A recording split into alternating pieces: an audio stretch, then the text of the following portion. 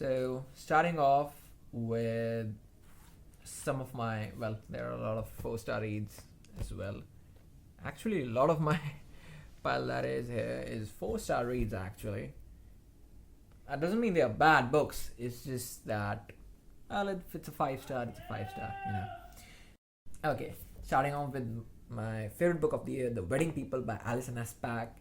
So, the story centers around Phoebe, whose husband is leaving her. He's not happy with her job, her life in general, and she decides to book a hotel, and she decides she's going to spend a couple of days there and then kill herself. But yeah, what we thought.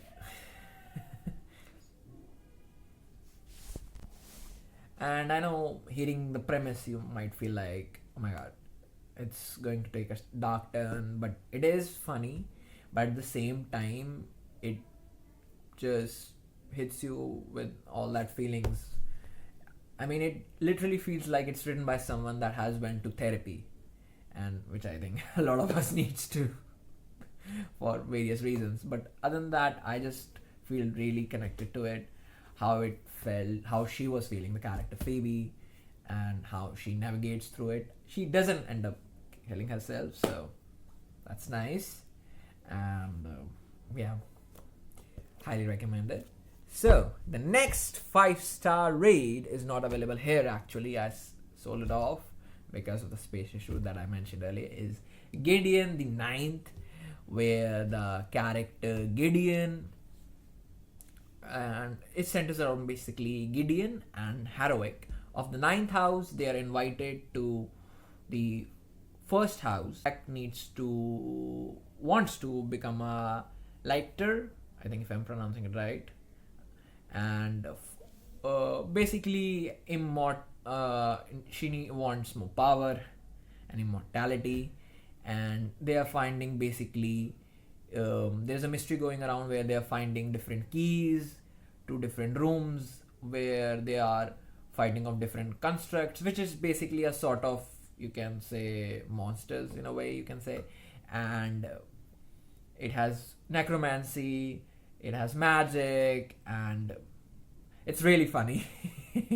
So later on, there are twists as well, so it turns into a murder mystery, and like, who is killing a bunch of these people. So that's my second 5-star read. And third 5-star read might surprise you actually. It's I'm only like halfway through the book, or more than halfway through the book, but I'm pretty sure I'll finish this off really quickly. It's Let It Snow, and these are basically short stories centers around Christmas. So I'll recommend it if you want to read looking for a Christmas read or a holiday read in general. It's a pretty light-hearted 3 short stories that center around Christmas. You know, there is that teenage love, there is a disbelief obviously, but it's on that fine line where you know that it's a little bit cliche, but it doesn't, over that. It's on that fine line where it's sweet, it gives you that warm, cozy feeling. And I pretty much read these 200 pages in like less than 5 days. Then I was like, okay, let me just savor the last chapter, or rather the last story, and I'll finish this off with before the end of the year. But I'm gonna also rate this 5 stars. Highly recommend this one. And yeah, another book. Okay, another book that I want to highly recommend. I recommend all of these, but these were my favorites. Okay, another book. I listened to that on audiobook actually. It's Passion Project by London Sperry. I actually made a comparison video. Not comparison video, basically a recommendation video, shorts, that if you liked funny story, you will also like it. And I'll rate it 4 stars. Why? I actually wanted to talk about it for so long. But basically it's a bit of a spoiler, but it centers around the character, again character name, I don't know, but basically it's like, I keep forgetting the character name, I don't know why, but okay, so basically it centers around two characters, names I'll put here, and basically the girl has lost her first love and she hasn't overcome that. Okay, so then she meets this character, this boy, I think the name was Henry, but I don't remember. Wait, let me just check this out.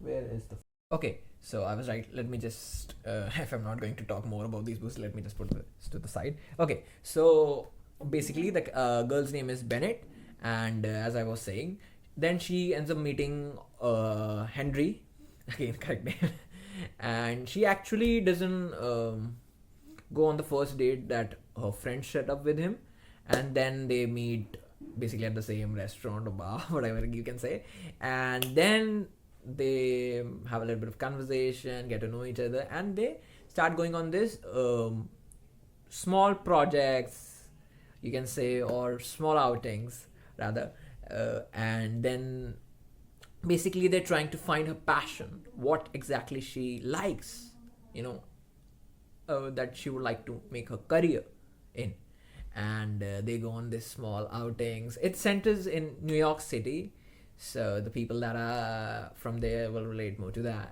areas where they go. But anyways, so I personally really liked it. The only reason I'm rating it 4 stars, I think the people that have read it also, or the people that you guys will read later on will agree with me as well, that the latter conflict that the writer wrote, that I just felt really unnecessary. A book that was flowing, it felt like I was on a journey with her. Suddenly felt like, I mean, why was there this need to add this typical romantic drama? Like, I mean, this had such a good vibe going on, so I feel like that little part disrupts it. So otherwise, it's a really good book. I will still recommend you to read if you can buy it, or if you not, you can also check out the audiobook. So yeah, apart from that, I mean, if we are talking about Emily Henry, then I mean, I gotta talk about Happy Place by Emily Henry. Okay, I also rated it 4 stars, but I feel like I've only like read 2 Emily Henry books. It's Happy Place and Funny Story, but I personally like one of the friends' parents owns a place where they go on this annual sort of trip. Okay, they haven't gone in a while, I guess, but now it's going to be their last trip together to that particular place because the parent have decided they are going to sell it off. So they don't wanna, you know, people are a little bit sad already, so that they don't wanna. So they are going to pretend to be the couple, but will they remain friends? Will they become friends actually? Will their love rekindle? That's basically a story about it. It does go into the past and come back in the present because obviously it explores their relationship as well. And I don't know why I rated 4 star. Actually, now that I think about it, I think I should rate this one also 5 star. Because actually I liked it really well. It does the romance and everything really well. So the book that I rated, actually recommended you guys, that I read on audiobook was Love at First Sight by Cara Beston. She actually commented as well on that show. I posted it on Instagram as well, and she posted the comment as well that I updated you guys. So once again, thank you, Cara Beston. You write really lovely stories. But coming back to the review, or how I felt about it, it's a really sweet, funny audiobook where the story centers around two characters that are in university. They are students and they are conducting interviews of different couples and trying to figure out if love at first sight is a real thing or not, if it's possible or not. So it's a really sweet love story that you're really going to enjoy. And I think that's pretty much it. Okay, so I know the video is going out later than I planned, but I still wanted to wish all of you guys a very happy new year. Hope this 2026 brings all of you guys lots of fun, happiness, and good books to read. So yeah, subscribe, share, like, and if you're watching it on Instagram, follow for more.